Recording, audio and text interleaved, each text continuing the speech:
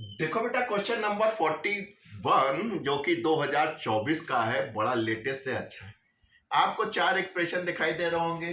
T square equal to 4 pi R square R upon G M square, T square equal to 4 pi square R की cube, और ये दिखाई दे। करना क्या है? करना है कि आपको देखना है कि कौन सा एक्सप्रेशन डायमेंशनली करेक्ट है, यानी कि लेफ्ट हैंड की डायमेंशन, जो dimension of left hand side है वो इक्वल टू होनी चाहिए dimension of right hand side.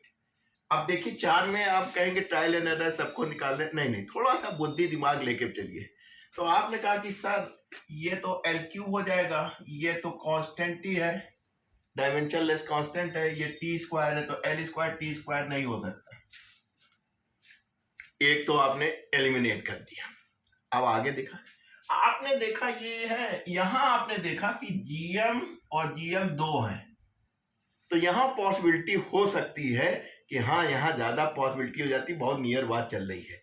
केवल आपका ये है, तो आप क्या करेंगे कि एक से ना शुरू करके सी और डी से शुरू कर दिए। भाई यहाँ पॉसिबिलिटी हो सकती है क्योंकि काफी नियर डियर है।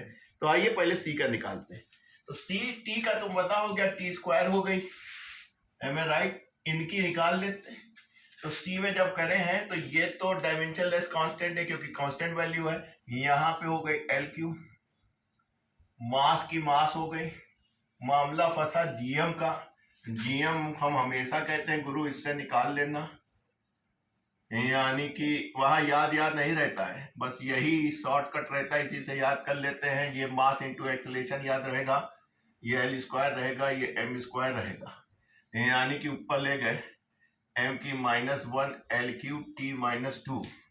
निकालना ही पड़ेगा, याद किसी को नहीं रहता वहां। बस आपने जीएम की वैल्यू रख ली, m -1 L Q T -2। Common गया आपको, देखो राइट हैंड साइड को देखो, 4 पाई आर स्क्वायर बेकार है, इसको इससे काट दीजिए, इसको इससे काट दीजिए, इसको ऊपर ले जाइए तो टी स्क्वायर हो जाएगा। तो इसकी डायमेंशन किसके बराबर हो गई? टी स्क्वायर के बराबर हो गई। तो आप काफी लकी रहे कि आपने थोड़ा सा दिमाग लगाया और पहले ही स्विच जो दाबा वही सही निकल गया, यानी कि लेफ्ट हैंड साइड की टी स्क्वायर, और जब आपने इसकी डायमेंशन निकाली वो भी टी स्क्वायर निकली।